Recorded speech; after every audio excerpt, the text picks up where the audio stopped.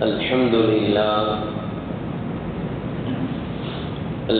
لله رب العالمين، والصلاة والسلام على سيدنا محمد وآله وصحبه أجمعين.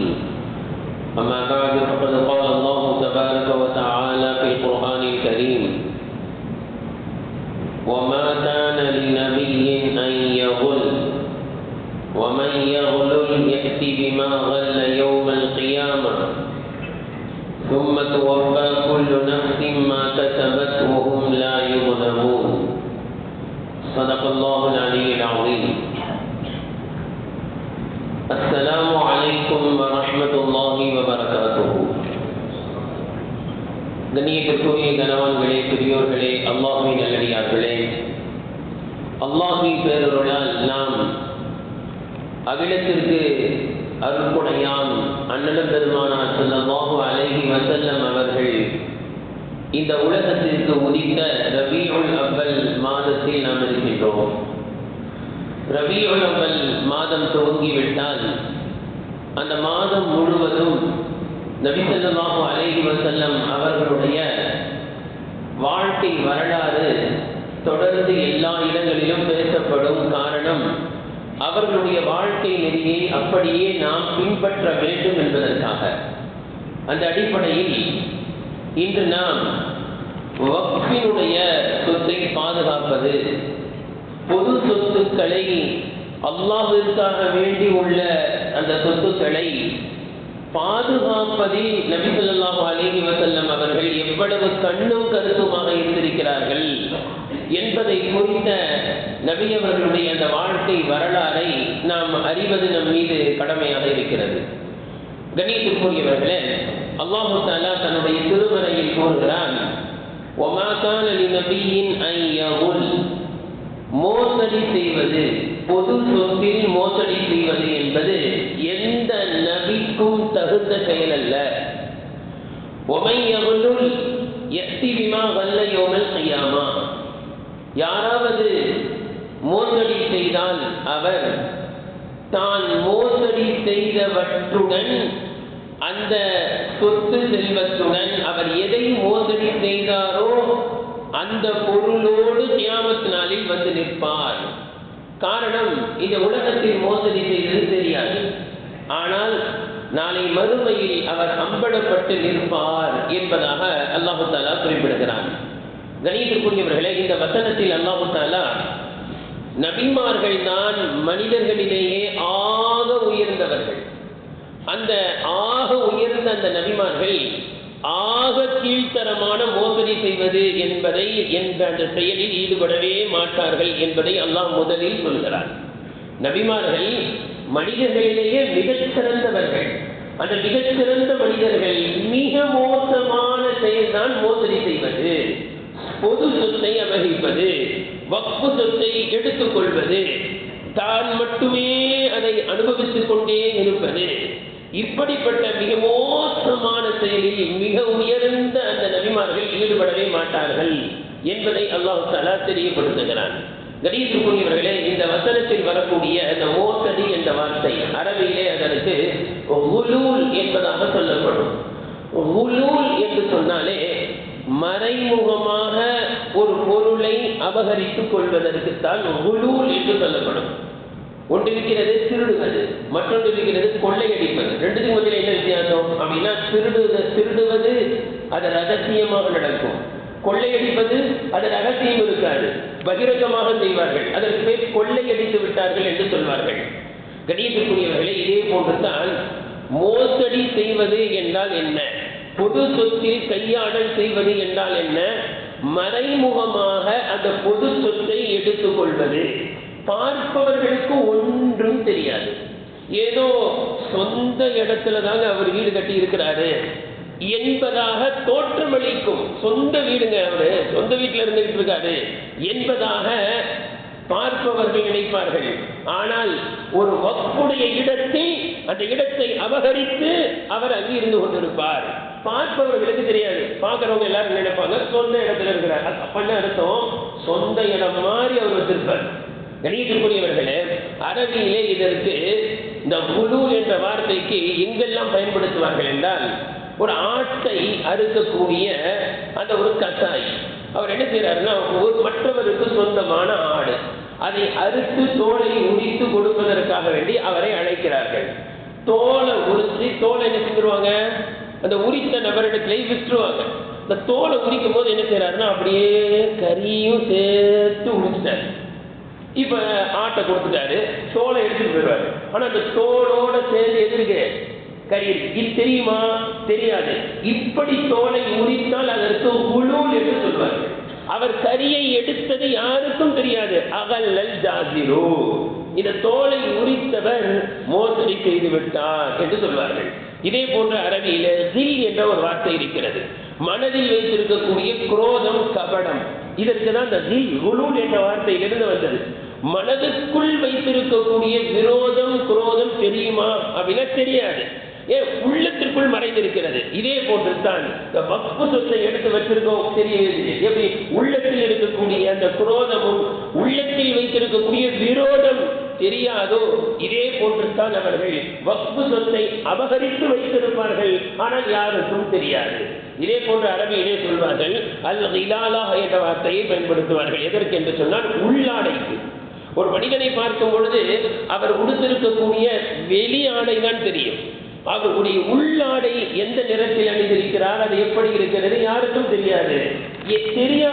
எனவே ஜிலாலா உள்ளாடைக்கு அந்த குலு என்ற சொற்றொடரில் இருந்து வந்ததைத்தான் பயன்படுத்துவார்கள். உள்ளாடை வெளியில் தெரியாது. இப்படி உள்ளக்க என்ன நடக்குதுன்னு வெளியில தெரியாத அளவுக்கு மோசடி நடக்கும். கணக்கு வழக்கெல்லாம் வாங்கி பார்த்தா ஆடிட்டரை வச்சு ரொம்ப அழகா கிளீனா இருக்கும் கணக்கு. அதை பார்ப்பவர்களுக்கு ஒன்றும் தெரியாது. இதற்குத்தான் குலூல், மோசடி என்று சொல்வார்கள். இதே போன்ற அரபியிலே அந்த குலூல் என்ற வார்த்தையில் இருந்து வந்த அல் கலல் என்ற வார்த்தை. இந்த அல் கலல் என்ற வார்த்தை எதற்கு பயன்படுத்துவார்கள் என்றால், ஒரு மரம் இருக்கிறது, அந்த மரம் தண்ணீரை உறிஞ்சி அது தன்னுடைய இலைகளுக்கு, கிளைகளுக்கு, தென்னை மரத்தை உதாரணமா சொல்லலாம், அது அப்படியே தண்ணீரை உறிஞ்சி கொண்டு போய் இலையில வச்சிருது. ஆனால் அது உருகின்ற தண்ணீர் தெரியுமா? அது அந்த வேரில் உறிந்து இளநீர் வரை கொண்டு சென்று விட்டது தண்ணீரை. அது பார்க்கறதுக்கு தெரியுமான? தெரியாது. இந்த தண்ணீர், வேர்கள் உறிஞ்சுகின்ற அந்த தண்ணீருக்கு அல் கலல் என்று சொல்வார்கள். காரணம், அது யாருக்கும் தெரியாது. இப்படித்தான் மோசடி செய்வது என்பது. உலகத்தில் வேண்டுமானால் தெரியாமல் மோசடி செய்து விடுவார்கள், ஆனால் கியாமத் நாளில் அது தெரிந்துவிடும் என்று சொல்கிறார். உலகத்தில் வேண்டுமானால் யாருக்கும் தெரியாமல் இருக்கலாம், அல்லது யாரும் அவரை அந்த இடத்தை விட்டு அசைக்க முடியாமல் இருக்கலாம். வக்ஃபு சொத்துல உட்கார்ந்துருப்பார். அவர் எப்படி உட்கார்ந்துருப்பார்னா, அந்த ஊர்ல யாரும் என்ன செஞ்சதவரை அந்த இடத்தை விட்டு அசைக்கவே முடியாது, ஸ்ட்ராங்கா உட்கார்ந்துருக்கிறேன்னு நினைப்பாரு. அல்லாஹ் சொல்றான், அசைக்க முடியாது என்று நீ வக்ஃபு சொத்தில் அமர்ந்திருக்கின்றாயா? அல்லாஹ் சொல்கிறான், கியாமத் நாளில் அசைத்து கொண்டு வந்து விடுவான். அல்லாஹ் அந்த இடத்தை அப்படியே பெயர்ப்பான். எப்படி பெயர்ப்பான்? ஹதீஸில் வருகின்றது, 7 பூமியினுடைய பரப்பளவிற்கு அசைத்து அவருடைய கழுத்தில் அல்லாஹ் வைத்து விடுவான். கழுத்தில் வைத்து விடுவான். இவர் நினைத்துக் கொண்டால் என்னை யாரும் அசைக்க முடியாது, நான் பரம்பரையா உட்கார்ந்துருக்கேன், எத்தனை வருஷமா இந்த இடத்தை அனுபவிச்சுட்டு இருக்கேன், இன்னைக்கு யாராவது என்கிட்ட வாங்கிட முடியுமா என்று நினைப்பார்கள். ஆனால் அல்லாஹ் அதை அசைத்து 7 பூமியினுடைய பரப்பளவிற்கு பெயர்த்து கொண்டு வந்து அல்லாஹ் தஆலா அவருடைய கழுத்தில் வைத்து நசுக்குவான் கியாமத்தினாலே. கணியத்திற்குரியவர்களே, ஹதீஸில் வருகின்றது, அஅலமுல் குலூலி இன்தல்லாஹி ஸிராஉன் மினல் அர்த், மோசடிகளிலேயே மிகப்பெரிய மோசடி எதுவென்றால், பூமியில் 1 முழம் அளவிற்கு ஆக்கிரமிப்பு செய்கிறார்களே, இடத்தை ஆக்கிரமிப்பு செய்கிறார்களே, 1 முழம் அளவிற்கு இருந்தாலும் அந்த பூமியில் செய்கின்ற மோசடிதான் அல்லாஹ்விடத்தில் மிகப்பெரிய மோசடி. இந்த மோசடி யாரு செய்யறா முதல்ல அப்படின்னு பார்த்தா, யார் அந்த இடத்துக்கு அந்த இடத்தை பாதுகாக்கிற பொறுப்புல இருக்கிறாங்களோ அவங்க செய்யறாங்க முதல்ல.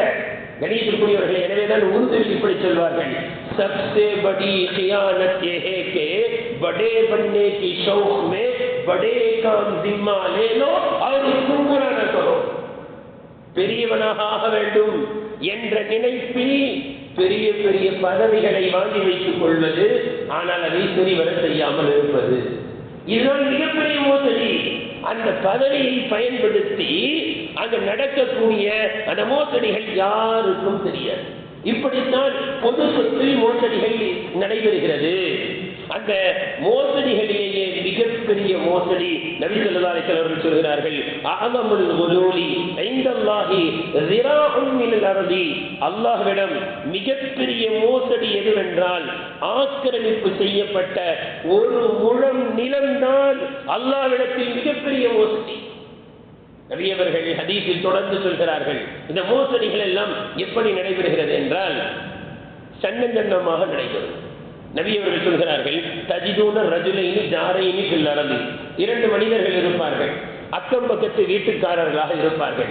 இவருடைய வீடு அவருடைய வீடு, இவருடைய கடை அவருடைய கடை பக்கத்து பக்கத்தில் இருக்கும். இவர் இவருடைய வீட்டு இடத்தில் கட்ட ஆரம்பிப்பார்.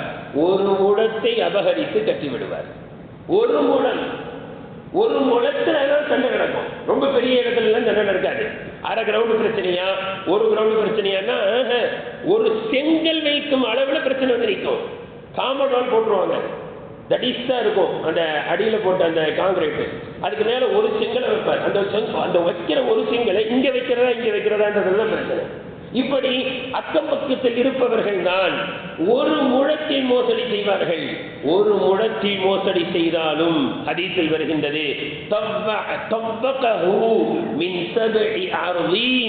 அல்லாஹு தஆலா 7 பூமியின் அளவிற்கு அதை பெயர்த்து அல்லாஹ் அவருடைய கழுத்தின் மாலையாக அல்லாஹ் தொங்க விட்டு விடுவார். அவ்வளவு சுமையையும் அவர் சுமந்து கொண்டு வருவார். ஹதீஸில் வருகின்றது, ஒரு மனிதன் இந்த உலகத்தை விட்டு அவருடைய ரூஹ் பிரிகிறது. அப்படி ரூஹ் பிரிகின்ற நேரத்திலே 3 விஷயங்களை விட்டு அவர் நீங்கி இருந்தால் சொர்க்கம் நுழைவது சாத்தியம். 3 விஷயங்களை விட்டு அவர் நீங்கி இருந்தால், ஒன்று கிபிர் தற்பெருமையை விட்டு அவர் நீங்கி இருந்தார், மற்றொன்று தைன் கடனை விட்டு நீங்கி இருந்தார். எனவேதான் துவா செய்வது செய்வாங்க. கடன் என்பது சகஜமாக ஆகிவிட்டது. வியாபாரி என்றால் கடன் இருக்கும், ஆனால் கடன் இல்லாத மரணத்தை கொடுப்பே. எங்களுடைய உடலை விட்டு ரூஹ் பிரியும் பொழுது, நாங்கள் இந்த உலகத்தில் வாழ்ந்து கொண்டிருக்கும் பொழுது கொடுக்கல் வாங்கலில் பல்வேறு கடன் சுமைகளை சுமந்திருக்கலாம். ஆனால் எங்களுடைய மையத், எங்களுடைய கடனை சுமந்து விடக்கூடாது. கடன் இல்லாத நிலையில் ஒருவர் மரணம் அடைகிறார். 3வது அல் குலூல், மோசடி செய்யாமல் மரணம் அடைகிறார். அவர் மரணிக்கும் பொழுது மோசடியாக கைப்பற்றிய இடத்தில் அவர் இருந்த வண்ணம் மரணம் அடைந்தால், தற்பெருமை அடித்த நிலையில் அவர் மரணம் அடைந்தால், கடன் இருக்கும் நிலையில் அவர் மரணம் அடைந்தால் சொர்க்கம் செல்ல முடியாது என்று நபி ஸல்லல்லாஹு அலைஹி வஸல்லம் அவர்கள் கூறுகிறார்கள். புகாரியில் வருகின்றது, அல்லாஹ்வின் தூதர் ஸல்லல்லாஹு அலைஹி வஸல்லம் அவர்கள் பயணம் செல்லும் பொழுது நபி ஸல்லல்லாஹு அலைஹி வஸல்லம் அவர்களுடைய பொருட்களை சுமந்து செல்லக்கூடிய ஒரு மனிதர் இருந்தார். என்ன வேலை செய்வாரு? ரசூலுல்லாஹி ஸல்லல்லாஹு அலைஹி வஸல்லம் அவர்களுடைய சாமான்களை நபி அவர்களை தூக்க விடாம அவர் என்ன செய்வாரு? தூக்கி கொண்டு சுமந்து கொண்டு நபி அவர்களுடைய பொருட்களை பாதுகாக்கக்கூடிய பணியில் ஈடுபட்ட ஒரு மனிதர் இருந்தார். அவருடைய பெயர் கிர்கிரா, புகாரியில் வருகிறது.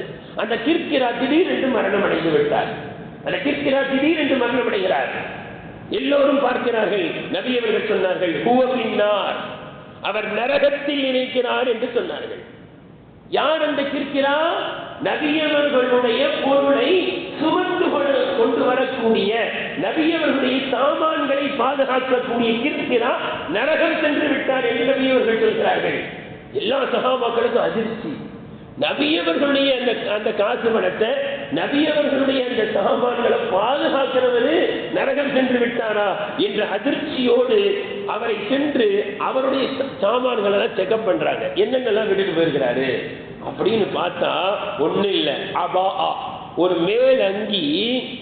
மேலங்கியை கேட்காமல் பொது சொத்தில் இருந்து, கனிமத்தில் இருந்து அனுமதி இல்லாமல் எடுத்து வைத்துக் கொண்டார். அந்த நிலையில் மரணமடைந்தார். ஆனால் எப்படிப்பட்டவர்? நபியவர்களுடைய பொருளை பாதுகாக்கிறவர். இன்னைக்கு அதான் நடக்குது. பொது சொத்தை பாதுகாக்க வேண்டியவர்களே அதை எடுக்க ஆரம்பித்து விட்ட அபாயம்.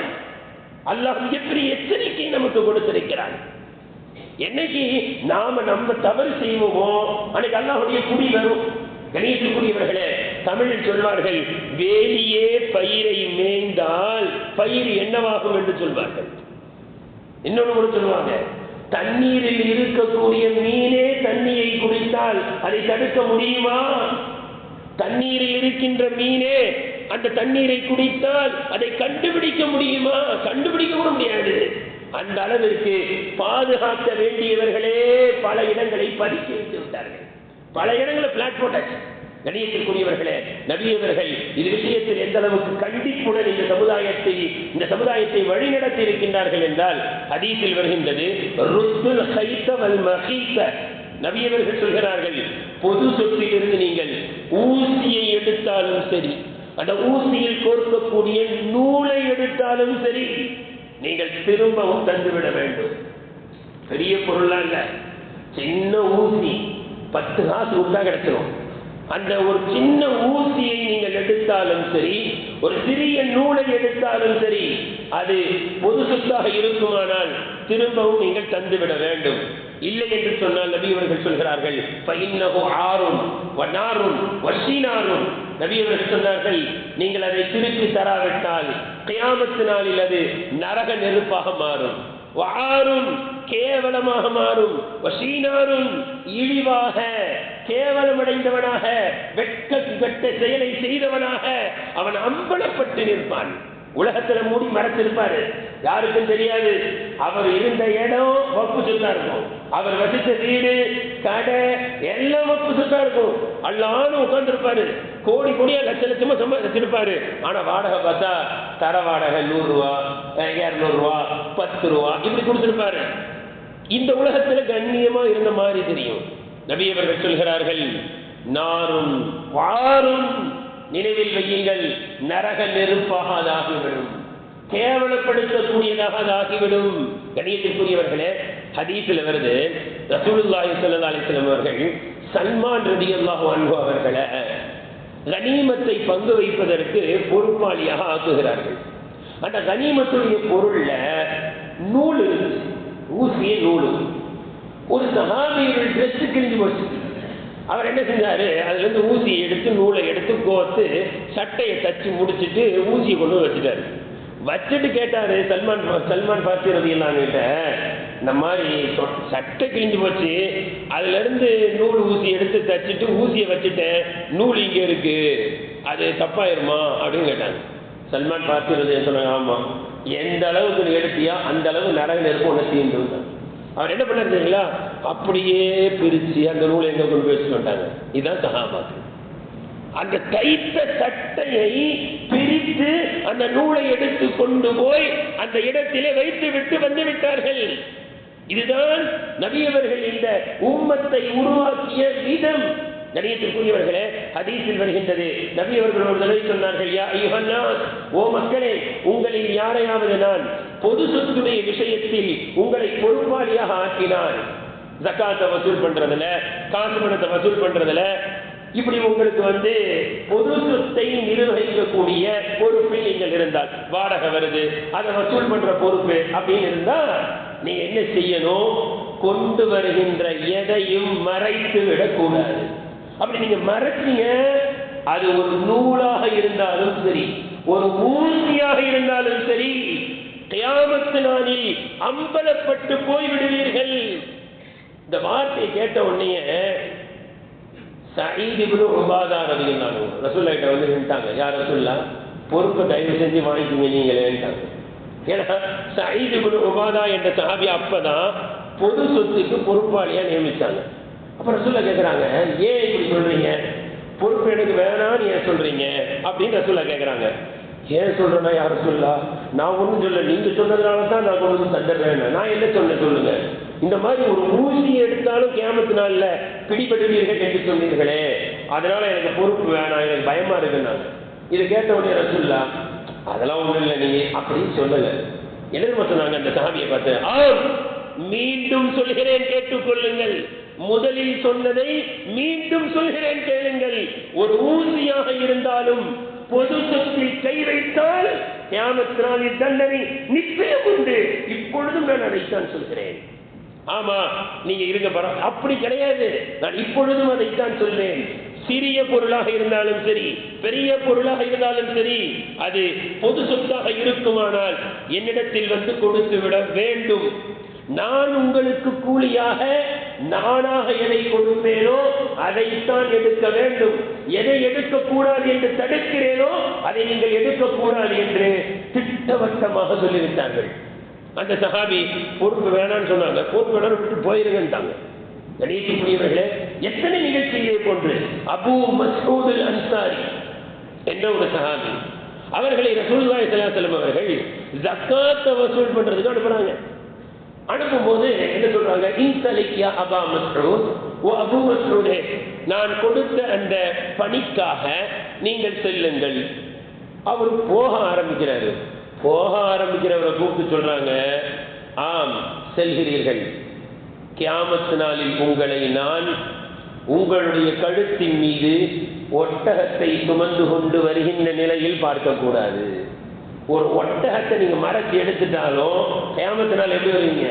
உங்களுடைய கழுத்தின் மீது அந்த ஒட்டகம் இருக்கும், அந்த ஒட்டகம் கட்டி கொண்டிருக்கும். அந்த நிலையில் அபூ மஸ்ஊதே உங்களை நான் பார்த்து விடக்கூடாது அப்படின்றாங்க. உடனே அவர் சொன்னார், இதெல்லாம் தலிக்கும், அப்படின்னா இந்த பொறுப்பே எனக்கு வேணாம், நான் ஜக்காத் வசூல் பண்ண போக மாட்டேன்னு ரசூலுல்லாஹி என்ன தெரிவு செஞ்சாங்க, இதெல்லாம் உக்ரிஹுக்க, அப்படியானால் உங்களை நான் நிர்பந்தப்படுத்த மாட்டேன் தான்.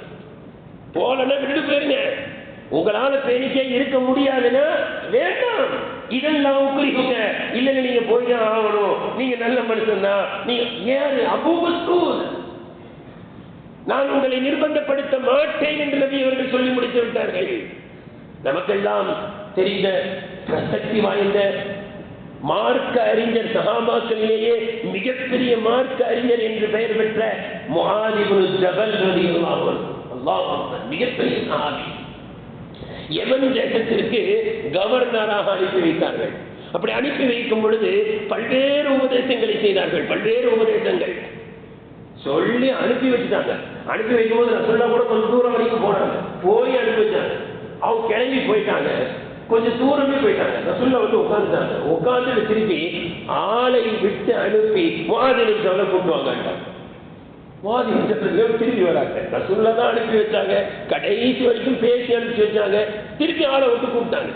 கூப்பிட்ட பிறகு கேட்டாங்க, முஆத் இப்னு ஜபலே, ஆளை விட்டு உங்களை கூப்பிட்டு விட்டேன், எதுக்குன்னு தெரியுமா? எதுக்குன்னு தெரியுமா? யா ரசூலுல்லாஹ், எதுக்குன்னு தெரியாது. நினைவில் வையுங்கள், நான் நினைவில் வையுங்கள், நீங்கள் அனுமதி இல்லாமல் எந்த பொருளையும் நீங்கள் எடுத்துவிடக்கூடாது.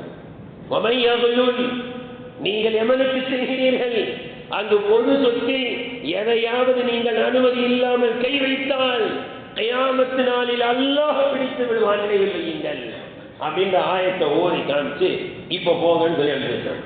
கணியத்திற்குரியவர்களே, அதில் புகாரியில் வருகிறது, நபி ஸல்லல்லாஹு அலைஹி வஸல்லம் அவர்கள் அசர் தொட வைத்தார்கள். அசர் தொட வச்சு சலாம் கொடுத்துட்டு கொஞ்ச நேரம் உட்காருவாங்க.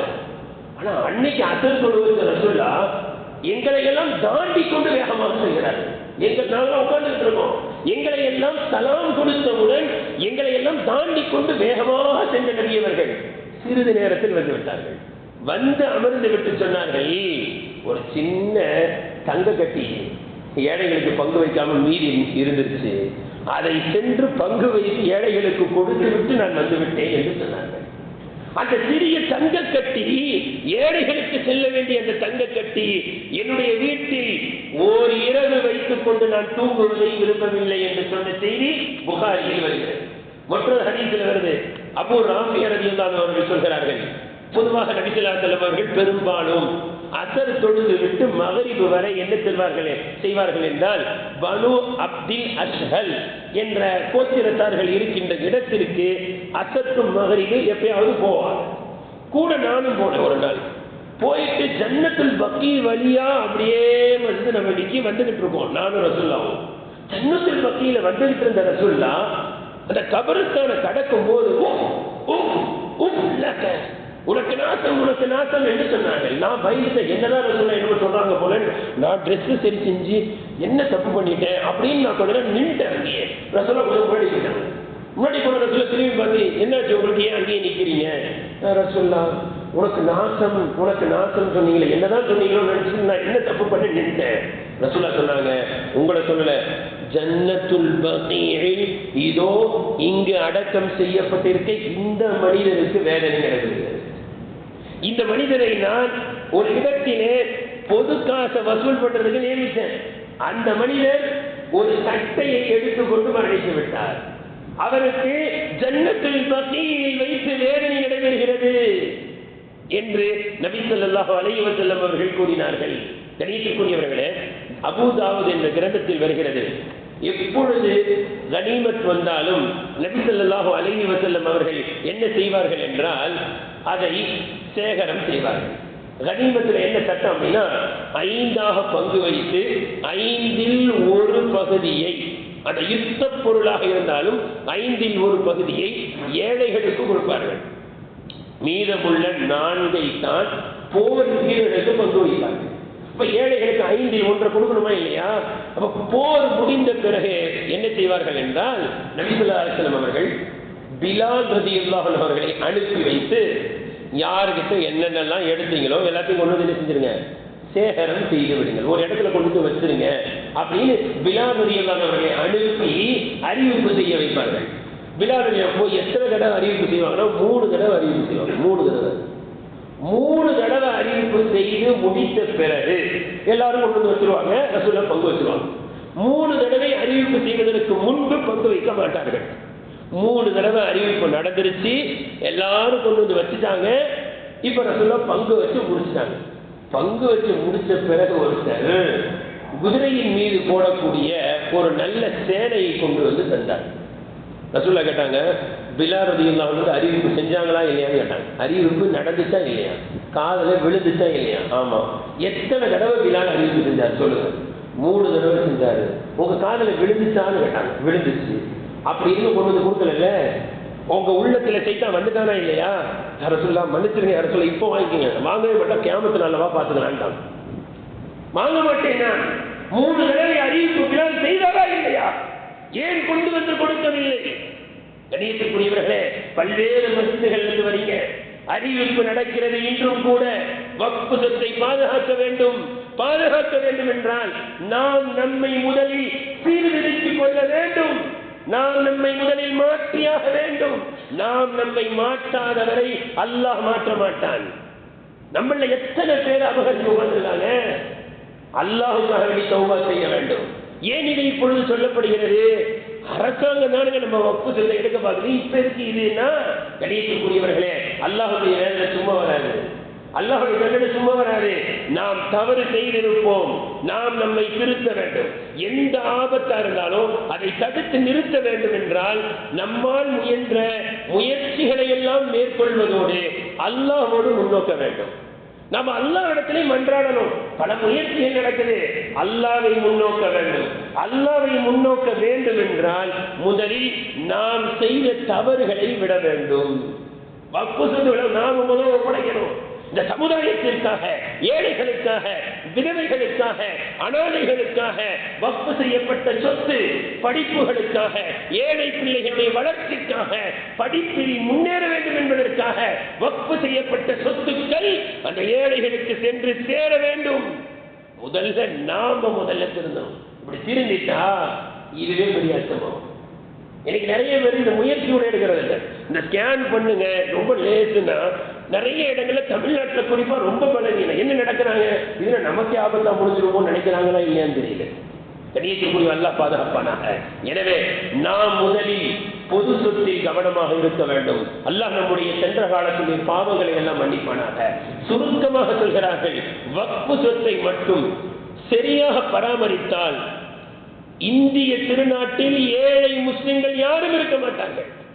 இன்னைக்கு சொல்லப்படுகின்றது, ராணுவத்தை விட, ராணுவத்திற்கு அடுத்தபடியாக, ரயில்வேவுக்கு அடுத்தபடியாக வக்ஃப் சொத்து நம்ம கிட்டதான் இருக்குன்னு. ஆனா இருக்குன்னு சொல்றாங்க, இருக்கான கையில இருக்க மாதிரி தெரியுது.